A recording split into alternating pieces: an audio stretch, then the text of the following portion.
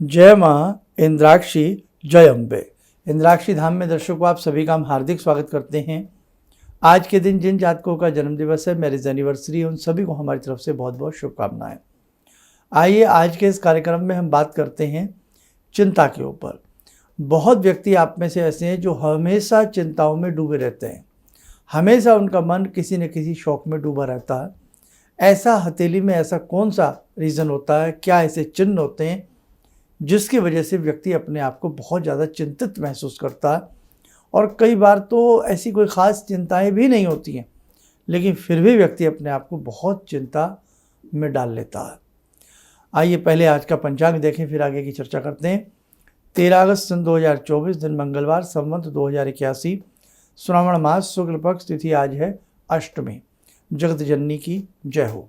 नक्षत्र विशाखा, राहु काल 3 से 4:30, दिशा शूल उत्तर दिशा। आपकी ही हथेली में कुछ ऐसे योग मौजूद हैं जो आपकी चिंताओं का एक बहुत बड़ा कारण है। आइए उन योगों की हम चर्चा करते हैं। उससे पहले आपको एक चीज़ और बताएं, बहुत व्यक्ति ऐसे होते हैं जब वो किसी बात को लेकर के बहुत व्याकुल होते हैं, चिंतित होते हैं, तो वो कई बार क्या करते हैं, जैसे मेज़ के ऊपर कोई पेन रखा हुआ है, पेन को बार बार उठाएंगे, बार बार रखेंगे, किसी पुस्तक को उठा लेंगे फिर रख देंगे, कई बार पुस्तक की खोल करके ऐसे पन्ने खोल करके फिर पुस्तक को वापस रख देंगे। मतलब मन चिंता में है, मन व्यथित है। और कई बार इस प्रकार की व्यथित मन जो है वो इस प्रकार की क्रियाएं भी करने लगता है कि मन चिंता में, पुस्तक तो उठाई लेकिन मन चिंतित है, बस 2-4 पेज ऐसे किए और पुस्तक को रख दिया, पेन उठाया उसको फिर मेज पर रख दिया। तो कहने का भाव, कई बार हमें ये भी नहीं पता होता कि आज हमें क्यों परेशानी है। ऐसा भी बहुत लोगों के साथ है। कुछ रेखाएं, कुछ योग अगर आपकी हथेली में भी हैं तो आपको चिंताओं में ये डुबो देंगे, इनसे बचना होगा। तो सबसे पहला योग जानते हैं आपकी मस्तिष्क रेखा के बारे में। तो अपनी स्क्रीन पर देखें, इसको मस्तिष्क रेखा कहते हैं, माइंड लाइन इसको कहते हैं, मेधा रेखा भी इसको पुकारा जाता है। इसी रेखा में छोटे छोटे कई प्रकार के कट हों, यही रेखा कई स्थानों पर खंडित हो तो ये मान के चलें कि आपका मन मस्तिष्क किसी न किसी बारीक या बड़ी चिंता में उलझा रहेगा। कई बार जीवन में घटनाएं सबके घटती हैं, सुख दुख जीवन में सबके आता, धूप छाँव की अंताक्षरी सबको खेलनी पड़ती है। लेकिन कई बार बहुत व्यक्ति ऐसे होते हैं, बड़े से बड़े गम को झेल लेते हैं, बड़े से बड़ी चिंता उनके ऊपर आ जाए तो भी वो हंस कर के कह देते हैं कोई बात नहीं, जो होगा देखा जाएगा। लेकिन कई बार एक छोटी से छोटी बात भी, बहुत छोटी से छोटी बात भी किसी व्यक्ति के हृदय को दुखा जाती है।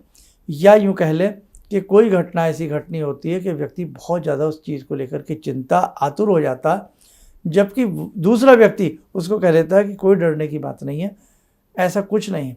कई बार कोई कोर्ट केस, कोई पुलिस से कोई ऐसी दिक्कत, कोई झड़पबाजी या कोई कोर्ट कचहरी में व्यक्ति फंस जाए तो वो कई बार थाने कचहरी से बहुत ज़्यादा उसको भय लगने लगता है। कई बार आस पड़ोस से कोई ऐसा वाद विवाद हो जाए तो वो व्यक्ति हद से ज़्यादा आस पड़ोस वाले व्यक्ति से भय खाने लगता है। कई बार व्यक्ति के मन में साइकोलॉजिकल भी ये बातें बैठ जाती हैं कि किसी ने मेरे ऊपर जादू कर दिया है, किसी ने ब्लैक मैजिक कर दिया है, किसी ने मेरे ऊपर कुछ कर दिया है, और उसी वो उधेड़ बुन में वो अपने आप को खो लेता है।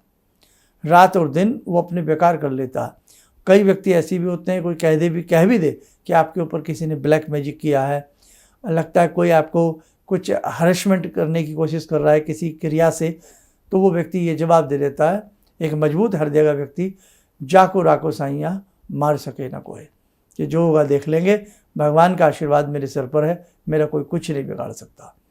तो हर व्यक्ति की अपनी अपनी सोच होती है, और एक व्यक्ति को जरा सा कोई कुछ कह दे आपके ऊपर तो किसी ने कुछ कर रखा है, ओहो साहब फिर तो क्या कहने, व्यक्ति की नींद गई, व्यक्ति हमेशा परेशानियों में। कई बार व्यक्ति को इतना साइकोलॉजिकल इतनी दिक्कत महसूस हो जाती है कि उसको पूरा परिवार, उसका मित्र मंडल समझा के हार जाता है कि भैया ऐसा कुछ नहीं है।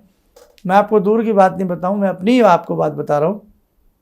कई बार आपकी कुछ लोगों की ऐसी हम जन्म पत्रिकाएं देखते हैं, हाथ की रेखाएं देखते हैं कि उनके ऊपर किसी का कोई क्रिया नहीं होती, कोई जादू टोना उनके ऊपर नहीं होता, कोई ब्लैक मैजिक उनके ऊपर नहीं होता, और वो व्यक्ति हमें ही कहने लगते हैं कि नहीं आपको मालूम नहीं गुरुजी, हमारे ऊपर बहुत बड़ा ये है वो है।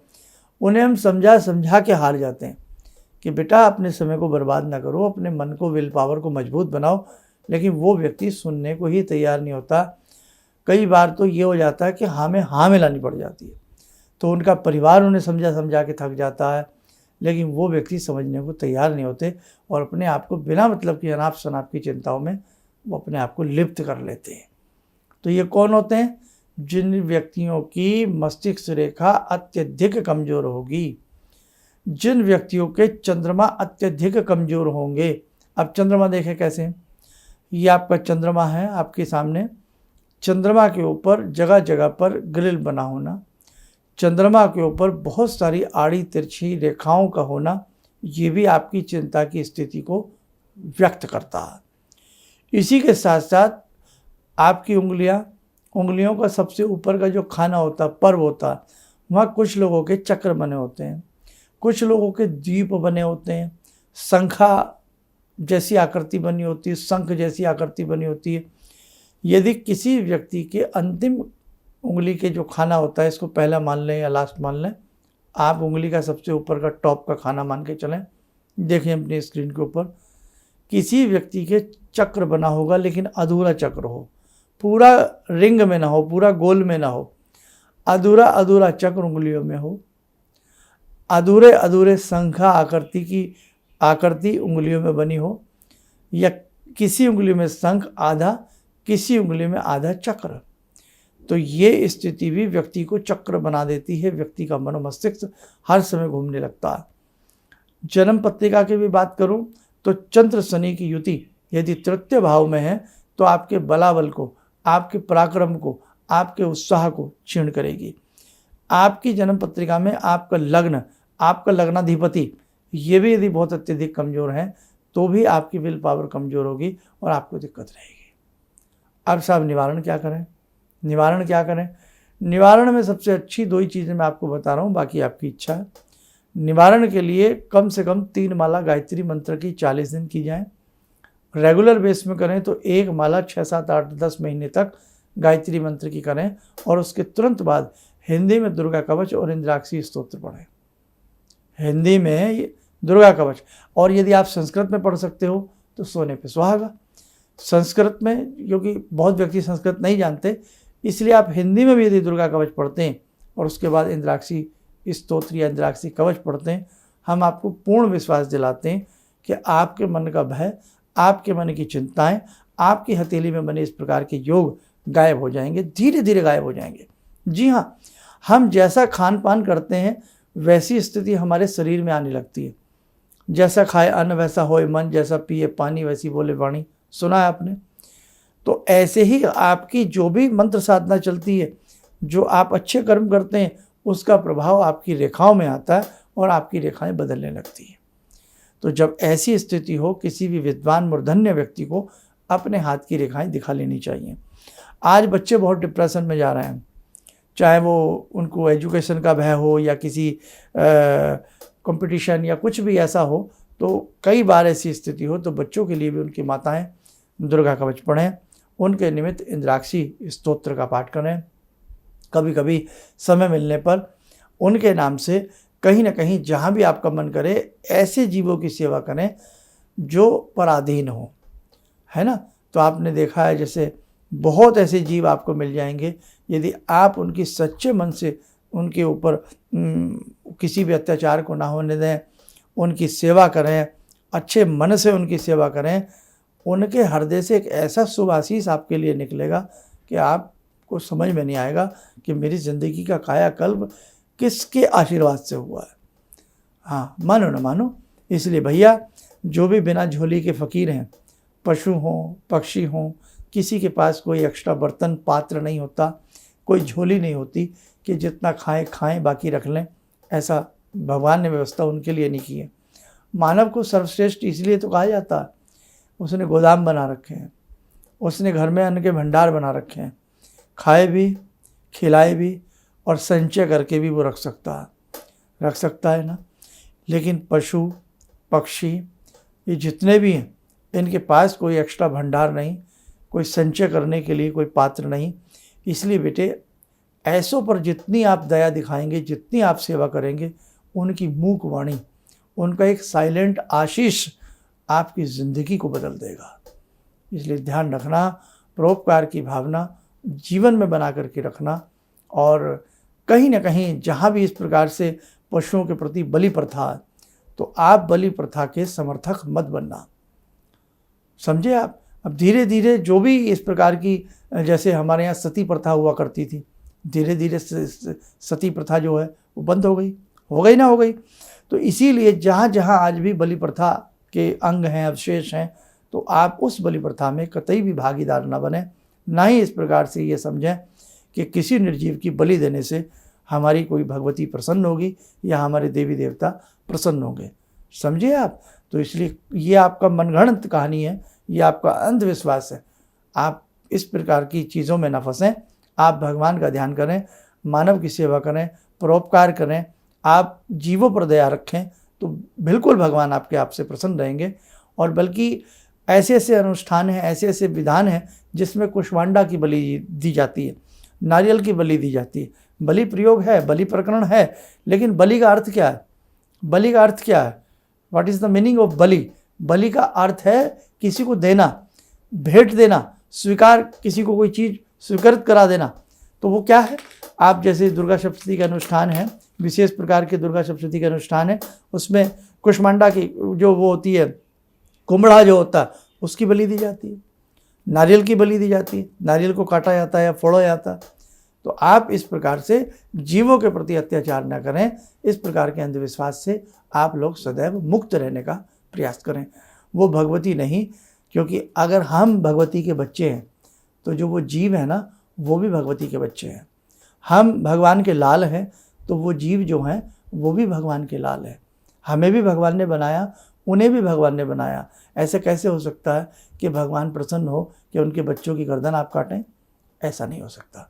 इसलिए बेटे, बहुत सोच समझ करके अपने जीवन को आगे बढ़ाओ, बहुत सोच समझ करके ऐसा अन्याय ना करो कि अपने प्रसिद्धि के लिए, अपने मालामाल होने के लिए, अपनी सुख शांति के लिए आप किसी के गले को रेत दो।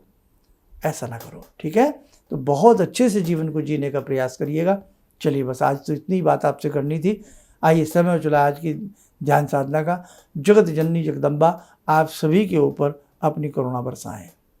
ॐ सिन्दूरारुणविग्रहां त्रिनयनां माणिक्यमूलस्फुरात् स्तारानायकशेखरं स्मितमुखी भापेन वाक्षोरुवां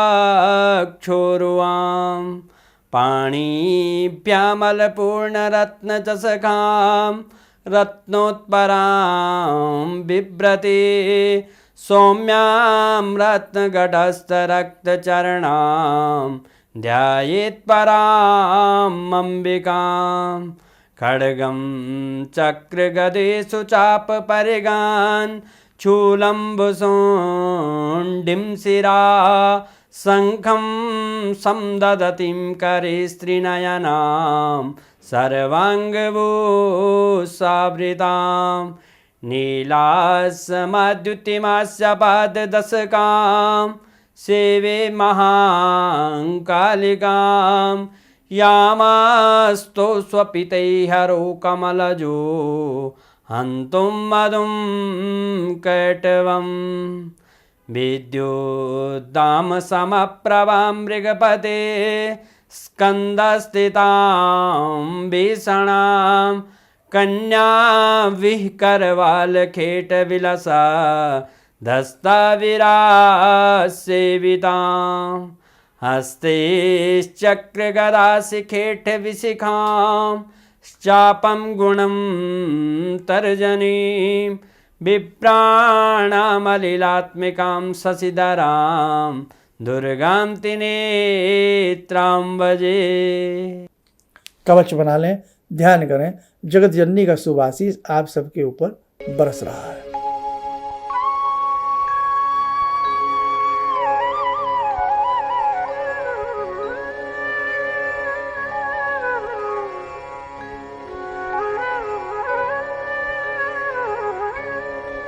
ओम बोलते हुए नेत्र खोलें, सामान्य हो जाए।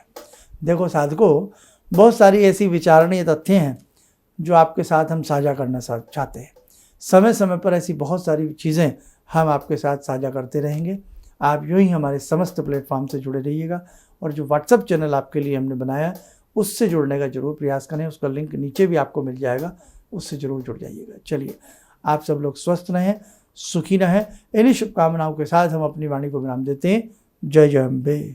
गुरु जी से मैं तब से जुड़ा हूँ जब से वो एक चैनल आती थी P7, उसी से मैं जुड़ा हुआ था। और गुरुदेव से हमारी जब मुलाकात हुई तो मैं आश्चर्यचकित रह गया जब उन्होंने हमसे बताया कि आपके साथ ऐसे ऐसे हुई। तो मैं इतना आश्चर्य हो गया कि इन्हें कैसे मालूम, और इतना बढ़िया इन्होंने बताया जिसके वजह से मैं आज तक उनसे प्रभावित हूँ। और इनका बताने का शैली वगैरह इतनी बढ़िया है जो हम अपने क्लास के टीचर से भी उतना बढ़िया नहीं समझ पाते थे। ये हमें बहुत पसंद आई। और दूसरी बात कि इनके साथ जितने भी मैं जुड़ा, जब से जुड़ा रहा, जो भी समस्या आई, मैं बहुत ही अच्छा तरह से मेरे सॉल्व होते चले गए। और आज तक मैं उनके आशीर्वाद से मैं बहुत सुखी हूँ। किसी भी समस्या के समाधान के लिए मिले प्रसिद्ध हस्तरेखा एवं वास्तु विशेषज्ञ प्रोफेसर धर्मेंद्र शर्मा जी से। नोट: शिविर में भाग लेने हेतु एवं व्यक्तिगत रूप से मिलने के लिए कॉल करने का समय सुबह 10 बजे से शाम 6 बजे तक। हमारे विभिन्न ज्ञानवर्धक कार्यक्रम देखने के लिए आप हमें अभी सब्सक्राइब करें, बेल आइकन को प्रेस करें ताकि आप देख सकें हमारा कार्यक्रम सबसे पहले। और अधिक जानकारी के लिए फेसबुक पेज को लाइक करना न भूलें।